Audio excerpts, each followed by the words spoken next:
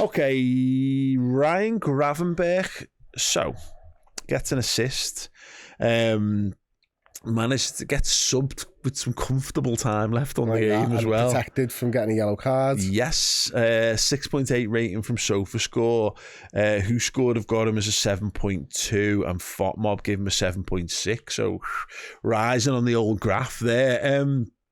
I thought he was great again, and actually, I think intrinsically linked to Mac Allister's performance, which we'll come on to. But I just thought it was one of Gravenberch's freest midfield performances. It definitely felt like that to me. Yeah, I mean, I'm looking at the average positions now, and Mac Allister are actually deeper than Gravenberch.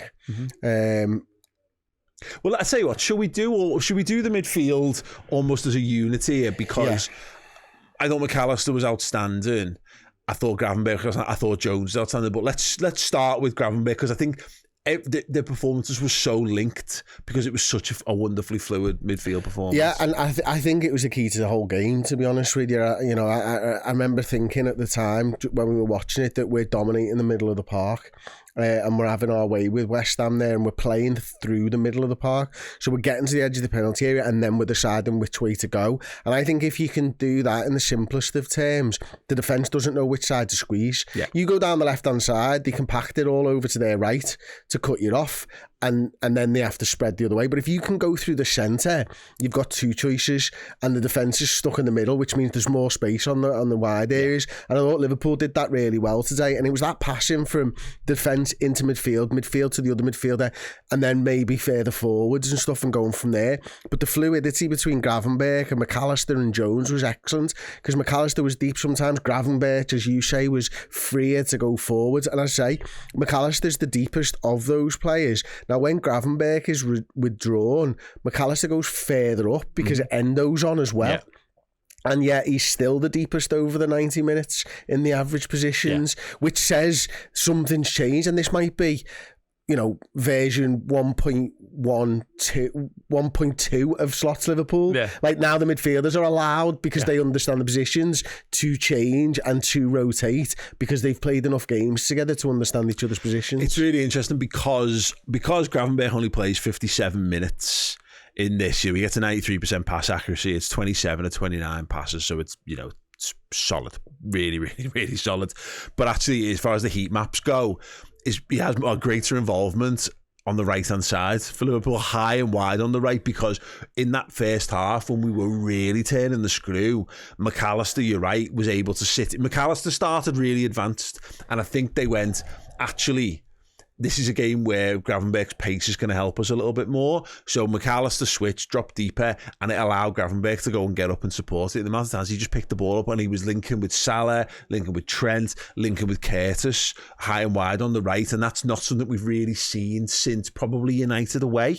And maybe there's a little part of this where, United are going to be tactically set up differently, but you might start to see that a bit more now that you talk about this, but now we've got a clear idea of what our opponents are all going to start to look like. You might see a further evolution of what we're doing in midfield. So I was really pleased with Grav, and again, so pleasing that he doesn't have to play another full 90, because with Szoboszlai not available to play through suspension, it meant Curtis played more minutes than I think was planned for him to play. So we're actually managing to keep things ticking over. Let's move on to Alexis, because for me, I thought he was man of the match. Yeah. And any game where Mohamed Salah gets a goal and 2 assists and you give him man of the match, sometimes you can do a non-Salah man of the match. I think he was as worthy a contender regardless of how good Salah was tonight. No, he ran the show for me from the middle of the park. And, it was... Every time we run the ball back, it was like, fucking hell, Mac Allister again. Every time we played a brilliant through ball, it was Mac Allister, and his passes just made sense today. They were everything they needed to be, but they were played. The pace was perfect. The angles were perfect. It was going to the perfect foot. Everything just seemed to be like, this is Mac Allister. You get those sort of coming of age games, don't you? Now, Mac Allister had plenty of them last season when he was playing different positions. I don't think this season he's really had that game yet where he's been able to showcase, oh, I understand my role and I understand what I can be for this side. That felt like it today. Yeah, I think that's really true, because I think he had the opportunity when he's playing the lone 6.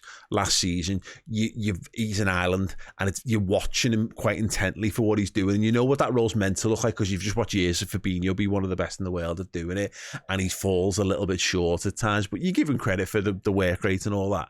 But like, he was getting caught out, he started to get caught out at times. Then when he's free to play further up the pitch, well, he can do all the eye-catching stuff because he's scoring goals then for us, and he's got, you know, a couple of absolute worldies in his locker last season, so they're much more measurable. You're right. I think I've been underwhelmed by Mac Allister this year. I don't think he's been bad. I just don't think he's looked. He's been functional. He's just been functional. This is different. And this was, you're right, I had not really thought of it that until you said it, but every pass he played, it felt like he knew where everyone was supposed to be. So he was able to fire it in much more quickly. I think, you know, he needed to dwell on the ball far less, but actually his anticipation in his defensive work as well was great. West Ham couldn't get out because he knew where their passes were going to be. He was strong in the tackles. He put it all together. Basically, it was lacking a 25-yard screamer from being the complete midfield performance. But that doesn't take anything away from it because you're right. I totally agree. Ran the show is the best way to describe it.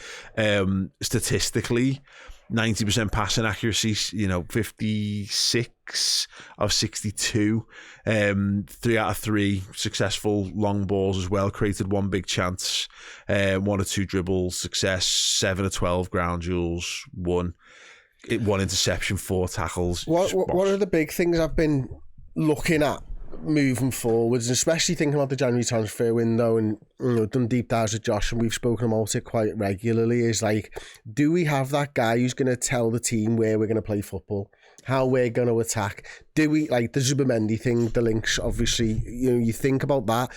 Can Gravenberch be utilised further forwards? Yeah, I think he could be, absolutely. And I think he'd have more impact on the game, Gravenberch, for moving forwards, for having someone who's going to sit there and dictate. But if you can get Mac Allister to dictate like he did today from the position he's playing, then you might not need that, because it felt like the whole team goes, get the ball to Mac Allister, and he then looks at it like Thiago used to for us when he was at his best, and go, right, we're playing to the right, we're playing to the left-hand side, and he just pulled the strings from the middle of the park, and that brings Curtis Jones into the game. I think it's telling that we get a brilliant midfield performance off the back of another brilliant midfield performance midweek against Leicester. Yeah, with the same players. Yeah, definitely. But before we go on to Curtis, just Mac Allister's numbers then: 8.1 from SofaScore, 8.2 from Who Scored, and 8.4 from FOTMob, and it's one of them. An assist or a goal boosts them dramatically. But he doesn't get those things, but it doesn't mean that it's any less of a brilliant performance from him. Curtis Jones, I thought he was really, really good, and it was another game where he was allowed to do the attacking stuff. He played it like Szoboszlai's been playing it, in that he was running forwards, making a 3 or 4 in the attacking areas, always being a willing runner. The amount of times that he did that little running beyond, and Salah would pick him out, or Mac Allister would be around the edge and looking for those runs. Yeah, really good. He wasn't getting the ball, and he was in those positions as well. Yeah. I mean, listen, we know what Don brings to the side now. We've seen it. But what Jones is bringing to the side right now is the goals and assists that Slot asked for. Yes. Now, he's not necessarily played the 10 every single week for us, but that is now 2 assists and 3 goals this season in the Premier League for Curtis Jones, which is much more like the level that you'd want from someone playing that position regularly, isn't it? And he seems to have an understanding of where he fits in as well. And again, I think it really helped him having Diaz up top, vacating that space and just giving Jones some space to run into. Again, I go back, if you look at the average positions, rightfully so and understandably so, Diaz is very close to Gakpo over to that left-hand side. What does that do? That frees up space for Curtis Jones. Who else does it free up space for, Paul? Mo Salah on the right-hand side. And they know that those two together are going to go over there naturally, and somebody else has got to be. It can't just be Mo. You need to have someone else, and Jones is filling that void as well. Yeah, definitely. Really, really good from Curtis. I agree with that. Szoboszlai's found a little bit of form, and then he goes out, and then Curtis gets a chance to come in and goal and assist. Now is it the last two games? So the numbers matter. That's the barrier for entry into that Liverpool attacking midfield slot, is that you've got to have tangible output. So yeah, really, really. And he's helping with the press in that 4-2-4 press as well, because he's up there alongside Diaz. 7.5 from SofaScore for Kurt, who scored as an 8.1 and a 7.8 from Fatmod. Yeah. So really, really good, really good from Curtis in the 74 minutes. And just a little mention, an honourable mention for Wataru Endo, who, keep coming back to it, he's quite clearly not. He's not going to play for Liverpool next season, I don't think. I think if Liverpool get an offer for him in the summer, he will be one that gets moved on. We might well look at that in January. But I think he tells you how good our squad is, because, yeah, he's not the silky player that those other lads we've mentioned. Those are the four that we've got are supremely talented. I really like Endo, and this was another really good performance for him, where he actually got to be a bit more of the role that he was bought for. Sits in, breaks things up, he's physical, moves on, a couple of nice little drops to the shoulder to carry it forward as well. Yeah, can you improve upon Wataru Endo? Probably, but yeah, you're gonna have to buy. That's the level. If he stays around with us for the rest of the season, he will be a very useful player in that kind of form. Yeah, I wouldn't be moving him on, not unless you're signing a backup centre half. Yeah, absolutely not. I mean, for a start, I think you need a midfielder to replace him. But if you don't sign a centre half as well, then if it's just Kwanzaa on the bench next week, who's next? Yeah, it's Endo probably. We saw it the other week where he played centre back. So I think he's a really integral part of the squad. I think he's surprisingly good on the ball, and I've seen him for 18 months now, and he's still surprising me every time he picks up the ball. Because he's pigeonholed in the press and the media as just a fucking destroyer. He is actually more than that. I think he's probably surprised Slot as well. You know what he reminds me of? He reminds me of more like peak Momo Sissoko, in that I don't actually think he is necessarily a traditional anchor man. He's just a ball winner. So he'll go and win the ball whenever you want him to. It's just that thing of he's not again. You don't need to keep him on a leash. He's happy to go off the leash and win the ball. Yeah, 100%. Yeah, so honourable mention to the midfield. I thought it was a wonderfully rounded midfield performance. I think, we've seen what's great, I think, over the last month.